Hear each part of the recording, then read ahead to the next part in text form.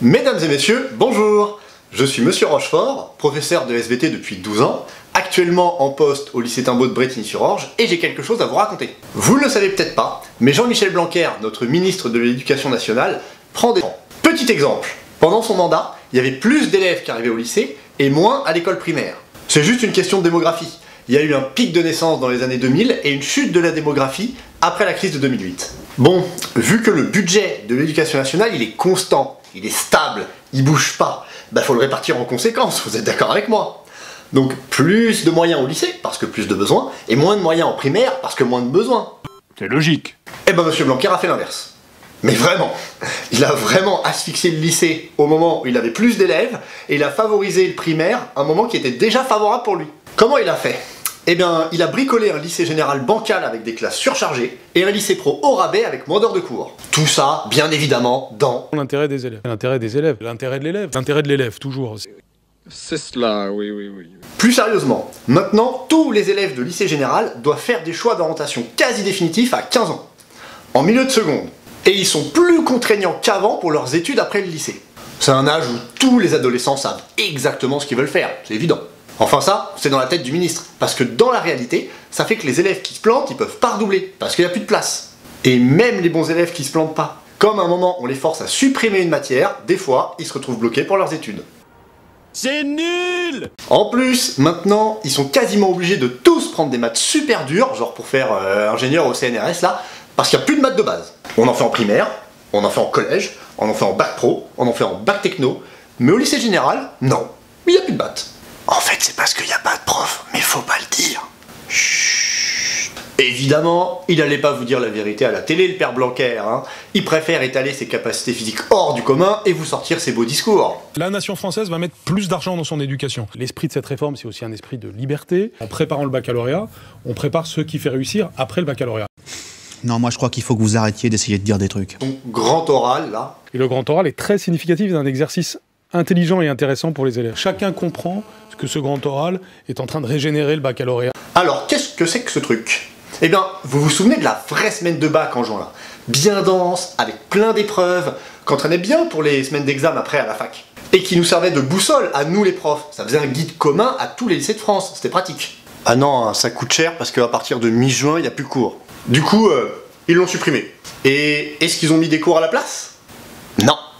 Ah! On a mis un oral de 20 minutes.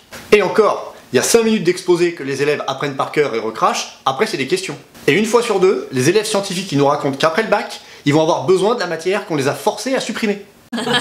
J'adore rire. Me demandez pas, moi non plus je comprends pas. Enfin si, bien sûr je comprends. Fallait mettre des moyens à la fac pour absorber le surplus d'étudiants. Ah non, pardon. Eux on a fait exprès de pas créer de place pour qu'ils se retrouvent bloqués à bac+3. C'est au primaire qu'il fallait absolument mettre des moyens parce qu'il y a moins d'élèves. Pourquoi faire?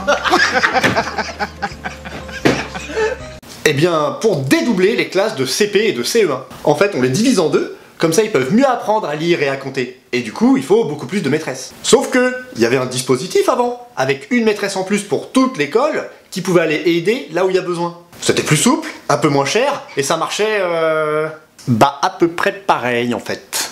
Enfin, on sait pas trop, parce que Monsieur Blanquer a pas voulu qu'il y ait d'évaluation et de rapports pour comparer. Oh merde! Oh c'est con ça! Oh bah, faudrait pas qu'on voit qu'il a flingué le lycée et aggravé les inégalités pour un truc qui est pas mieux qu'avant. Dit autrement, pour financer un truc à peine utile au primaire, il a dépouillé le lycée, tout en lui demandant de hausser le niveau, et alors qu'il recevait plus d'élèves. Allô? Non mais allô quoi? Les calculs sont pas bons, Kevin. Et c'est comme ça pour tout. Comme il veut vraiment pas que vous sachiez qu'il y a un grand écart entre ses belles paroles à la télé et ses décisions pourries, il a supprimé toutes les évaluations indépendantes du ministère. Et il s'arrange avec les données scientifiques, avec les sondages, et il a augmenté tous les gens au ministère qui étaient d'accord avec lui, et il s'est même créé avec notre argent public un petit syndicat lycéen, comme ça, tranquille. Sauf qu'ils ont dépensé les sous en hôtel, en alcool et en soirée.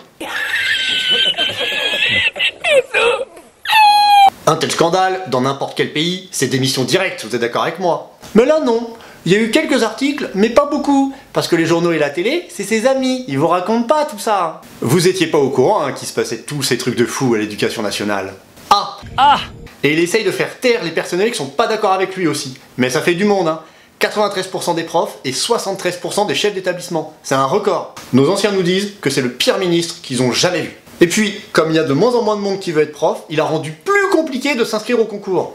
Oui, c'est pas cohérent, mais c'est comme ça. Il a promis qu'on serait enfin payé comme dans les autres pays, mais en fait, avec l'inflation, nos salaires continuent de baisser.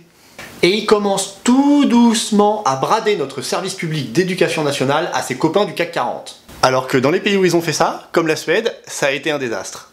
Encore. Ça fait beaucoup là, non? Vous croyez peut-être que je fabule, que j'invente et que j'exagère? Eh bien, j'ai un truc pour vous alors. Sur YouTube, chaîne Pierre-Étienne Rochefort, j'ai fait une série de 7 épisodes d'environ 20 minutes chacun sur les choix d'orientation au lycée, le problème des maths, le bac, le grand oral, nos moyens, ses mensonges et son projet à long terme. Et c'est du sourcé, du vécu, du précis, du détaillé et avec de la bonne humeur. Enfin, si c'est un peu trop d'un coup, j'ai fait un bricolage avec les conclusions des 7 épisodes qui durent 12 minutes, toujours dans la joie. À la base, c'était pour les parents de mes élèves, mais je me suis dit que ça pouvait être utile à tout le monde. Bon, du coup, je parle un peu lentement, mais vous pouvez accélérer, et c'est un peu plus précis que cette vidéo-là, qui touche désormais à sa fin. Je vous remercie d'avoir pris le temps de m'écouter. Si vous trouvez ça dingue qu'on ait confié la scolarité de vos enfants à un type pareil, eh ben, vous pouvez partager cette vidéo, la liker, la commenter, qui sait, peut-être que ça aidera à faire bouger un peu les choses. Allez, à bientôt la France. À chaque fois qu'une parole publique est prononcée, le premier réflexe ne devrait pas être d'immédiatement vouloir absolument en douter, dire qu'il y a du mensonge ou des arrière-pensées, mais plutôt de juger sur pièce et de regarder ce que nous sommes en train de faire. Si tout ce que je vous dis est faux ou ne mérite pas la confiance, bah ça va se voir. J'ai déjà vu des faux culs, mais vous êtes une synthèse.